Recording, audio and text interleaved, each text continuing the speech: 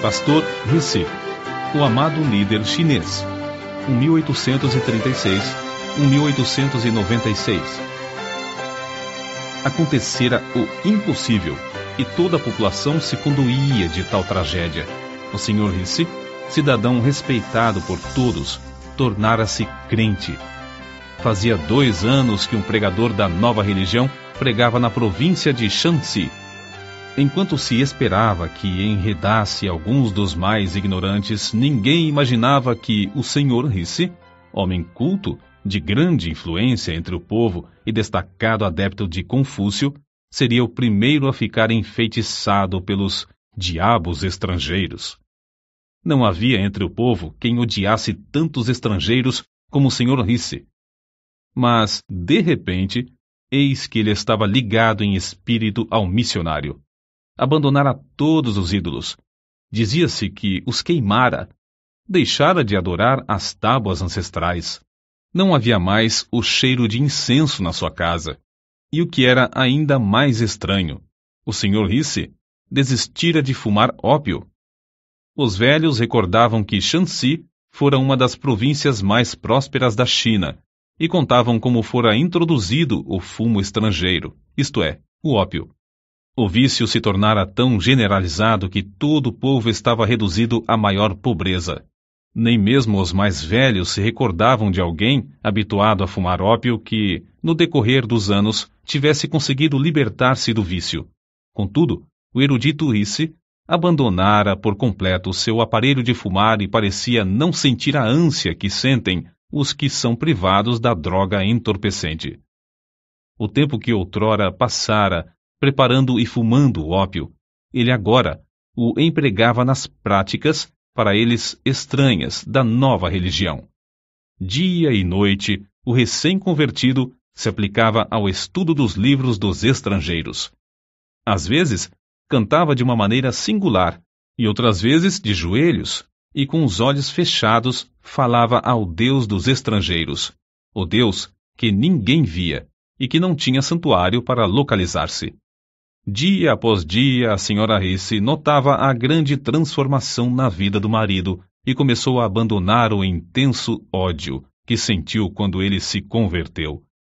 Quando acordava à noite, via-o absorto, lendo o precioso livro dos livros, ou ajoelhado, suplicando ao Deus invisível que sentia estar presente. A persistência do homem em reunir todos os membros da família diariamente para os cultos estranhos foi tal que ganhou também sua esposa para Cristo. Para o crente Rissy, Satanás era o temível adversário que realmente é, sempre incansável e constantemente espreitando para derrubar e destruir os crentes. Contudo, para ele o poder de Cristo era igualmente real, e Rissy saía mais que vencedor em todas as dificuldades. Considerava a oração indispensável e, não muito depois de se converter, chegou a reconhecer o valor de jejuar para melhor orar. Foi então que aconteceu a coisa menos esperada. A própria natureza da Sra. Rissy parecia mudada. Ao converter-se, tornara-se profundamente alegre e recebia as lições das Escrituras avidamente. O marido esperava que breve ela se tornasse uma verdadeira companheira na obra de ganhar almas, mas, repentinamente, parecia pairar sobre ela uma nuvem do mal. Apesar de todos os esforços, sentia-se levada contra a própria vontade a praticar tudo quanto o diabo sugerisse. Caía, especialmente na hora do culto doméstico, com ataques violentos de cólera. O povo então dizia: o Rissy e sua esposa estão ceifando o que semearam. É, como afirmamos desde o começo, uma doutrina do diabo. E agora, a Sra. Rissy está possuída de demônios. Durante algum tempo, o inimigo das almas parecia invencível. A Sra. Rissy, apesar de todas as orações dos crentes, continuava a definhar, ficando quase sem forças. Nesta altura, Rissy, confiando no poder de Deus, chamou todos os membros da família para jejuarem e dedicarem-se à oração. Depois de orarem 3 dias e 3 noites seguidas em jejum, Rissy, sentindo-se fraco no físico, mas forte no espírito, pôs as mãos sobre a cabeça da esposa e ordenou, em nome de Jesus, que os espíritos imundos saíssem para nunca mais a atormentarem. A cura da senhora Risse foi tão notável e completa que houve grande repercussão em toda a cidade. O povo reconhecera o poder dos demônios sobre o corpo e ali, diante dos olhos, estava agora a prova de um poder maior do que o do diabo. Mas foi o Sr. Risse, mais que qualquer outra pessoa, que se aproveitou dessa sensacional maravilha. Esforçou-se desde então de uma maneira nova a proclamar o Evangelho e dedicou-se, com crescente fé em Cristo, a orar sob todas as circunstâncias. Assim, de uma maneira simples e natural, Risse confiava que o Senhor faria o que prometera em Marcos, capítulo 16, versículos 17 e 18. Estes sinais acompanharão aos que crerem. Em meu nome expulsarão demônios, falarão novas línguas, pegarão em serpentes, e se beberem alguma coisa mortífera, não lhes fará dano algum, e porão as mãos sobre os enfermos, e estes serão curados. Em resposta à oração desse humilde crente, o Senhor cooperava com ele e confirmava a palavra com sinais, como em Samaria, Lida e outros lugares aos tempos dos apóstolos. E, tal qual os tempos antigos, homens e mulheres, ao verem o poder de Deus, convertiam-se ao Senhor. Nunca antes houve alguém para contrariar a Satanás em toda a província de Shanxi. Portanto, não é de admirar que ele estivesse enfurecido. Isso também foi como nos tempos antigos. A perseguição, entretanto, se tornou mais e mais severa, até que, por fim, o povo planejou, ao tempo de uma grande festa pagã, passar cordas por cima dos caibros nos templos idólatras e pendurar todos os crentes pelas mãos até que se retratassem e negassem a fé na religião dos estrangeiros. Ora, Risse era tão prático como espiritual e levou o caso ao conhecimento das autoridades. Era novato na fé e não conhecia bem trechos das Escrituras como estes: Não resistais ao mal, e minha é a vingança, eu recompensarei, diz o Senhor. Fez tão grande alvoroço perante o mandarim que este, para se ver livre do homem, mandou soldados para defenderem os crentes. A perseguição por isso fracassou. O povo, assombrado da religião dos estrangeiros, submeteu-se. E grandes multidões afluíram aos cultos. Contudo, Risse, com o passar do tempo, sentia-se descontente. Os crentes não se desenvolviam como ele esperava. As pequenas igrejas, apesar de todos os seus esforços para alimentá-las, não cresciam, e, com qualquer perturbação, grande número de crentes se desviava da fé. Entre os seus próprios escritos, há um relato que mostra como, nesse tempo, Risse viu seu erro e se deu à oração. Por causa das investidas de Satanás, dormimos, eu e minha esposa durante o espaço de 3 anos, com a roupa que vestíamos de dia, a fim de melhor poder vigiar e orar. Às vezes, num lugar solitário, passávamos toda a noite orando, e o Espírito Santo descia sobre nós. Sempre cuidávamos de pensar, falar e nos comportar de modo a agradar ao Senhor, mas então reconhecíamos, como nunca, a nossa fraqueza, que de fato não éramos coisa alguma, e nos esforçávamos para saber a vontade de Deus. Não há talvez maior prova de verdadeira conversão do que a influência sobre o próximo. Depois de Risse procurar estar mais perto do Senhor, foi eleito chefe pelo povo do vilarejo onde morava, cargo que recusou de início, porque não podia participar dos ritos no templo pagão. Mas esse fato foi previsto pelo povo, de modo que insistiram para que aceitasse a magistratura com a condição de ficar desobrigado de quaisquer solenidades que diziam respeito aos deuses. É somente ele nos mandar e nós faremos, dizia a multidão. Porém, quando Risse recusou, a não ser que o povo cessasse todas as cerimônias pagãs e fechasse o seu templo, todos voltaram para casa. Grande foi, pois, a surpresa quando, alguns dias depois, o povo voltou e concordou em fechar o templo. O erudito Risse era o único entre eles liberto do ópio e capacitado para chefiar o povo. O fervoroso crente, então, assumiu o cargo, como um serviço a ser feito perante o Senhor.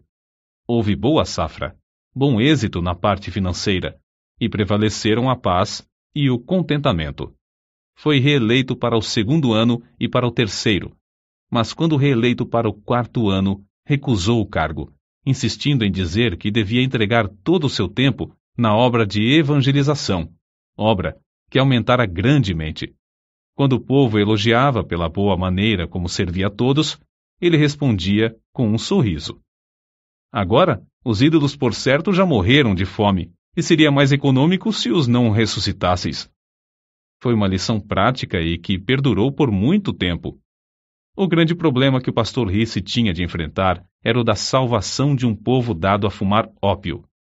Devia haver um meio de libertar os infelizes escravos do desespero indescritível.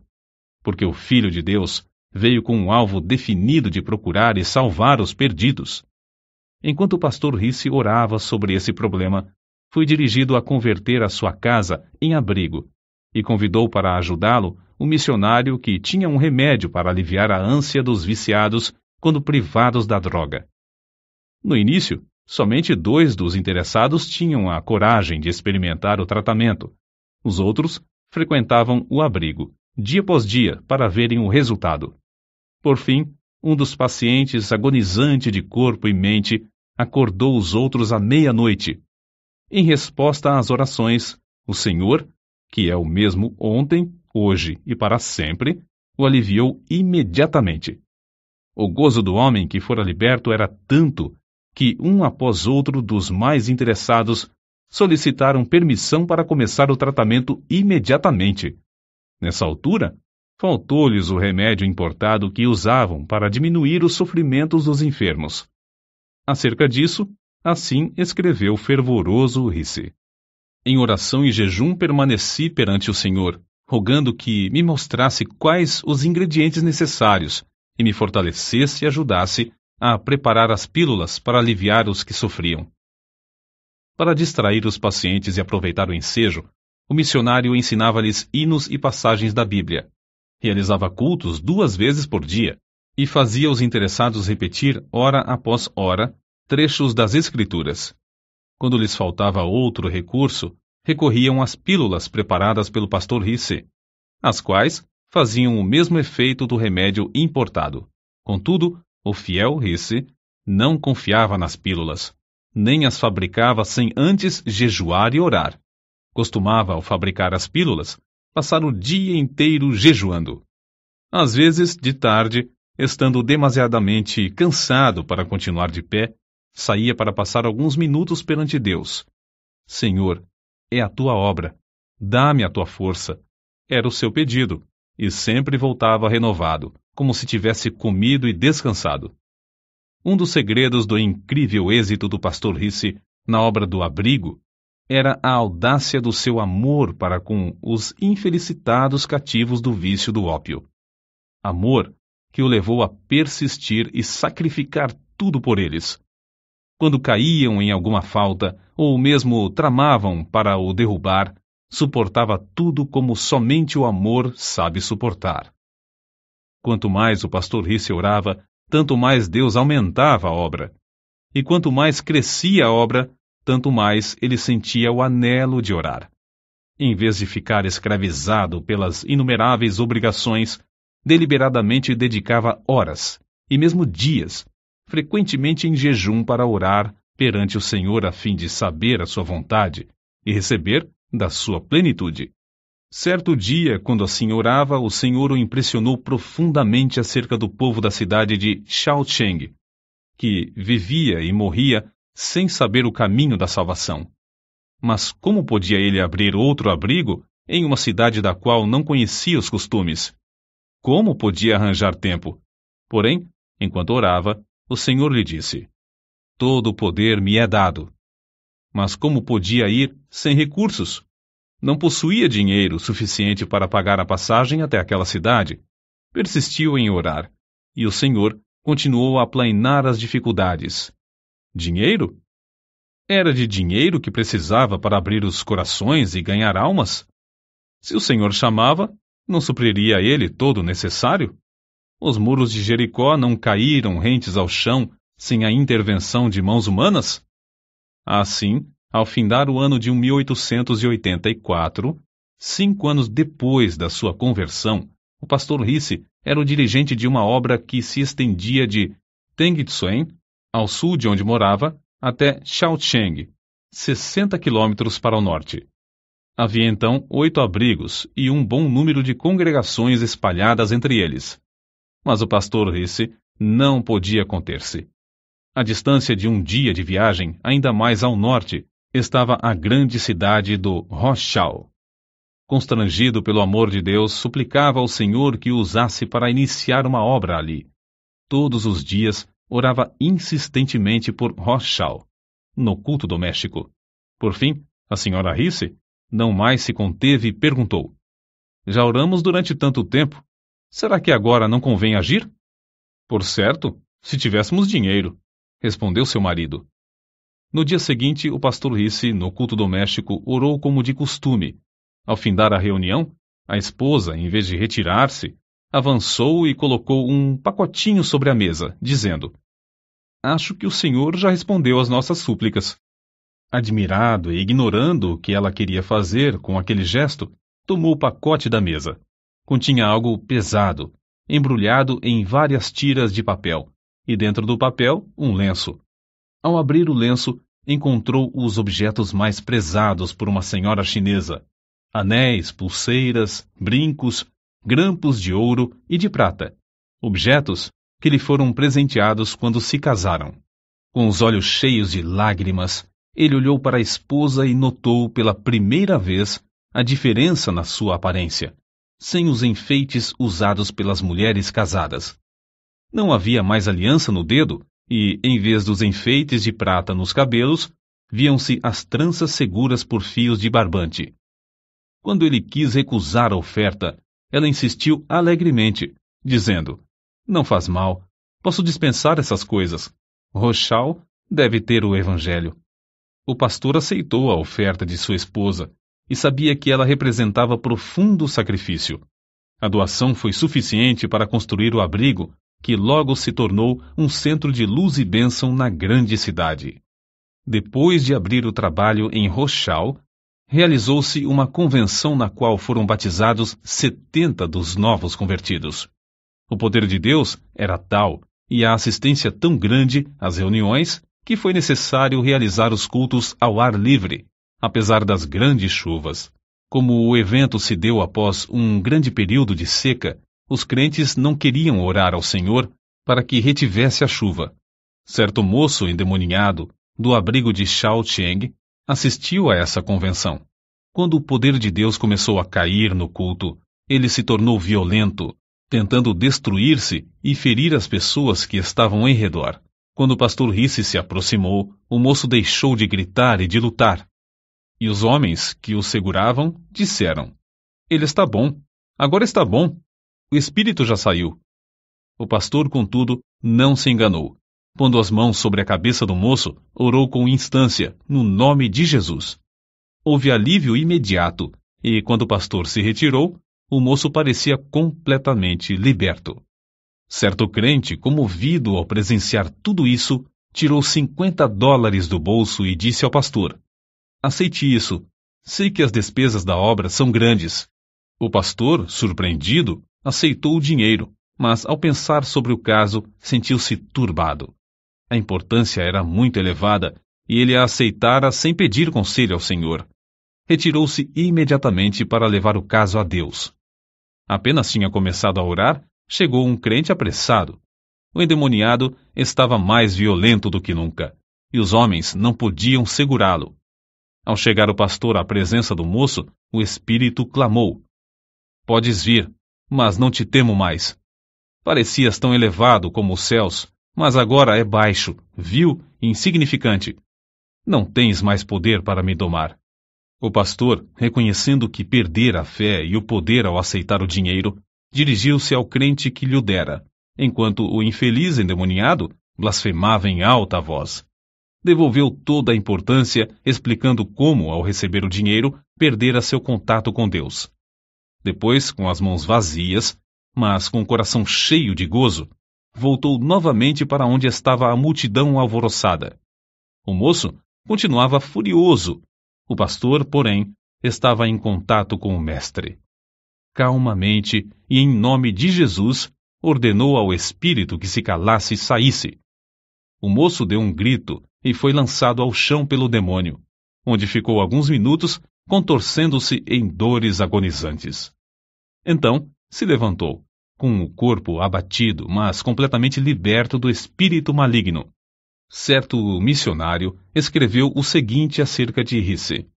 O pastor Risse era perenemente alegre, servia ao próximo incansavelmente, tratava a todas as pessoas com a maior delicadeza.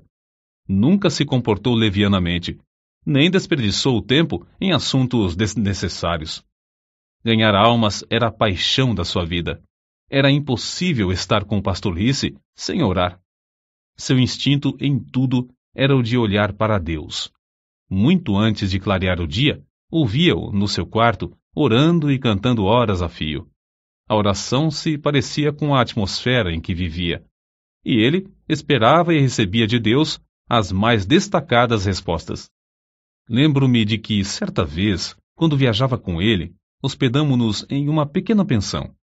Foi procurado por uma mulher que tinha uma criança de colo enferma e que sofria muito. Homens e mulheres, em todos os lugares por onde passava, também o procuravam. Reconheciam que era homem de Deus e que podia socorrê-los. O pastor Risse ficou em pé imediatamente, cumprimentou a mulher com o filhinho, tomou-o nos braços e orou pedindo a Deus que o curasse.